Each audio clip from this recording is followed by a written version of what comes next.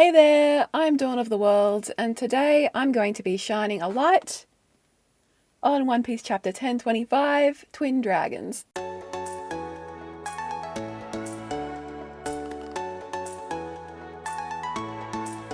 So this is our fourth consecutive week in a row of having been given a chapter.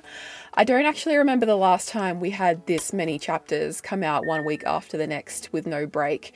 I think it's been at least a year. Just Oda has been giving and giving and giving lately, and every chapter has been so good. Back when I first started reading the series, there were basically no breaks ever, so it's actually good to see that he's taking more breaks these days. This week's colour spread, we have the final part of 3, depicting the world's top 50 characters, and I like that the scanners have actually given us the completed thing here of them all together as well.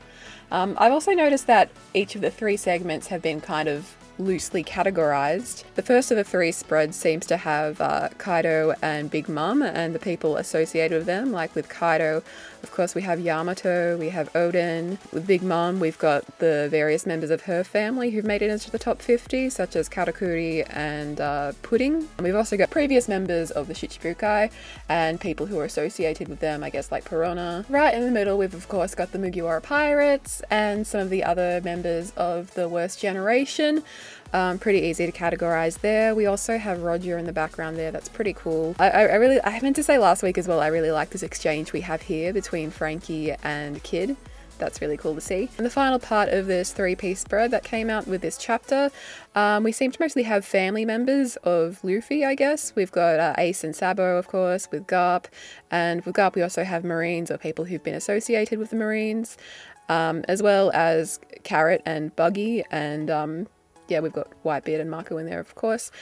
Just a few miscellaneous characters. I also like this title page of An Octopus Chronicles the Life and Adventures of Usopp. I wonder how true that story is / will be. I also found it kind of neat that Usopp seems to be wearing like the outfit similar to what I think he's wearing in the concept art. It's interesting that that's kind of made a comeback in some capacity. And these birds, they're just giving me this raw, tontata, gullible energy. I don't know what it is. It's the gullibility. So I guess the thing that struck me the most about this chapter was the likely confirmation of the Oni Race. And this was done through Kaido's line of dialogue, "You're the offspring of an Oni.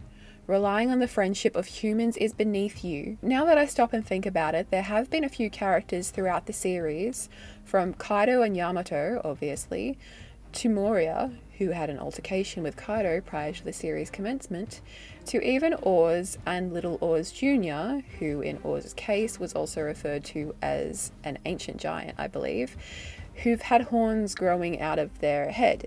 It's even a staple of the Beast Pirates attire, but the horns on these characters, I feel like, unless they are numbers, are largely just a part of their whole uniform, the kind of assimilation that they wear to show that they are a member of the Beast Pirates. Whereas on these aforementioned characters, these horns are an actual physical part of their being, as in a literal body part. I wonder now what the connection is between ancient giants and modern Oni people. While examples such as Kaido, Moria, and even Yamato are a lot taller than the average person, they're still quite a bit smaller than the standard giant, let alone an ancient one such as Oars. They're also not numbers, the failed artificial ancient giant experiments. This confirmation also clears up why Whitebeard was classed as the world's strongest man, while Kaido has been classed as the world's strongest creature, which kind of encompasses something beyond human, more than just human,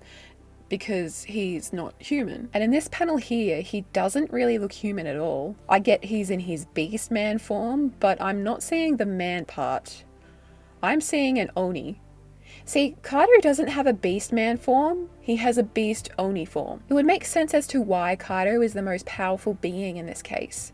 He's already an exceptionally strong member of an exceptionally strong race, but on top of all of this, he has yet another exceptionally strong title when it comes to his fruit and his capabilities with said fruit. His strength has just been compounded, one trait on top of the next.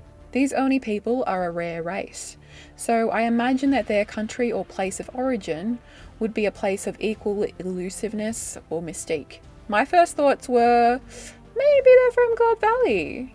Because whenever anything new or mysterious happens in the series, my mind immediately jumps there. But also, God Valley is kind of a place that resembles the Emerald City from The Wizard of Oz, which is apparently also a place. Wait, Oz? Oz? I don't know how all of this is connected, or even if it's all connected, but the one thing that I can guarantee you is that my mind will try and make connections with anything and everything. With all this talk of Oni people and ancient giants in my mind, I also wonder about Onigashima itself.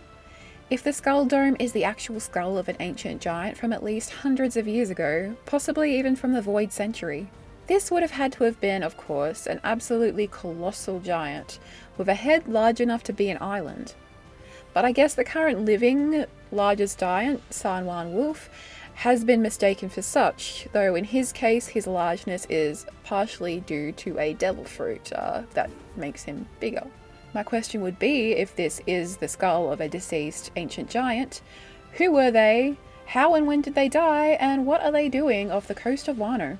Kaido pulled absolutely no punches this chapter, unleashing both a physical and a verbal onslaught onto Yamato, who is impressively powerful enough to withstand it and even knock him down, but man, does Kaido see Yamato as an extension of himself?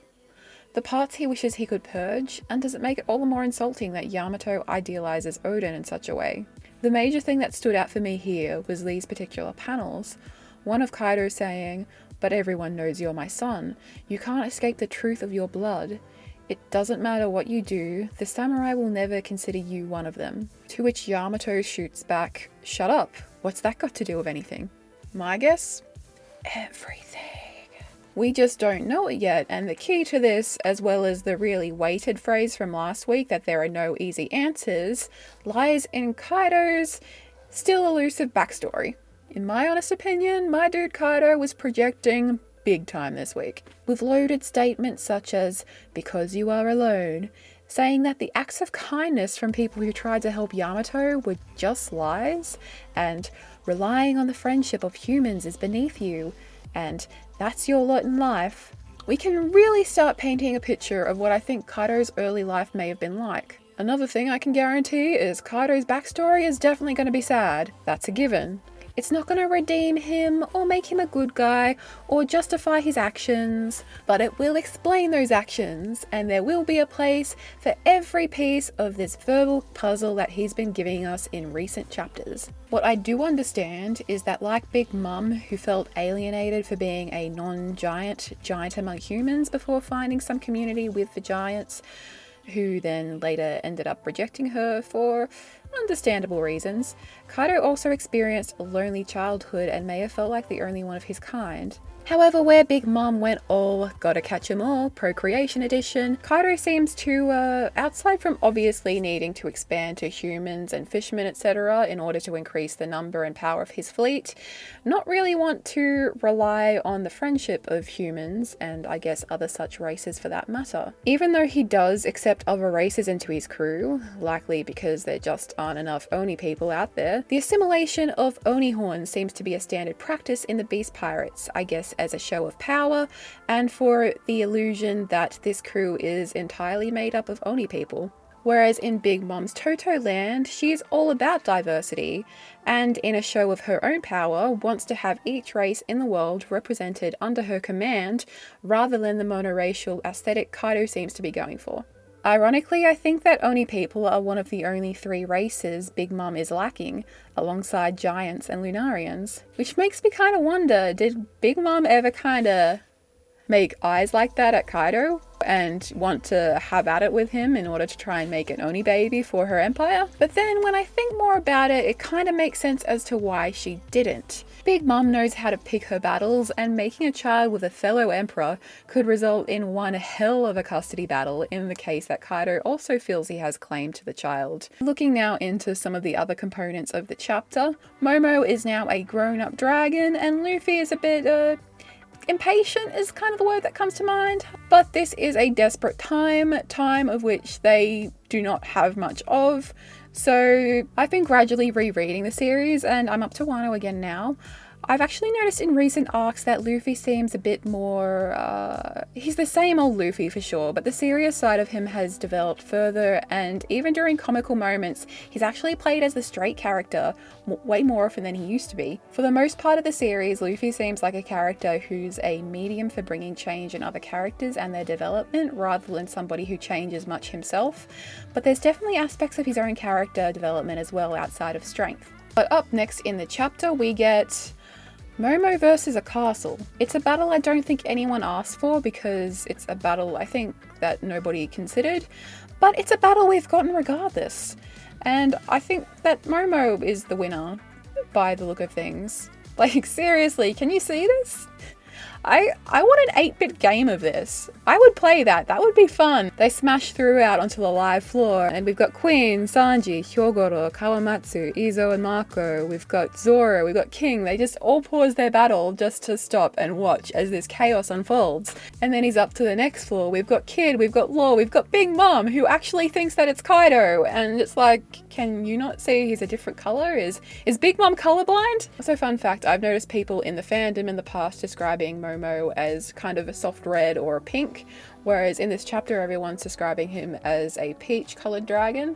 And the fun thing there, aside from obviously Momo meaning peach in Japanese, is that back in Japan before they opened up their borders, the word for pink was actually momoiru, which means peach color. But anyway, I want to really appreciate Law in this particular panel. Like, mate, you've been with Luffy for how long now and you're still surprised by his antics? But even then, I guess if you're as used to Luffy's antics as Zoro is, a dragon smashing through the floor is still a dragon smashing through the floor. After a long and chaotic ascent upwards, Luffy and Momo usher in a new dawn of roof peace. We get this panel here, which is honestly really funny for some reason. And then we get Luffy and Yamato doing this awesome 2-in-1 kind of combo attack, both kind of kicking Kaido's ass at the same time. I also really like this moment because Luffy showing up to fight alongside Yamato was a clear antithesis to everything that Kaido had been saying in the chapter up until this point.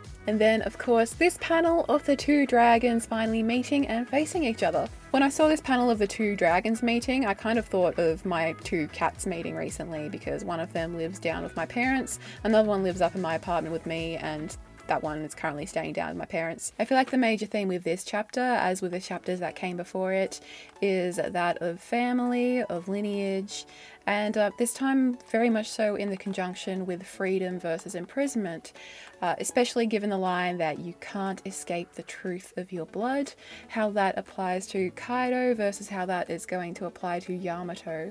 So in Kaido's case, despite being the most powerful creature in the world, he's very much being restricted by his bloodline, whereas Yamato is in a new generation and is definitely going to challenge that. Once we find out Kaido's past, I feel like there'll be something really to be said in the restriction or the imprisonment that Kaido feels in his bloodline, in his race as an Oni person, versus the liberation and the freedom that Yamato might experience. Anyway, thanks for tuning in. I'm Dawn of the World, and I will see you next time.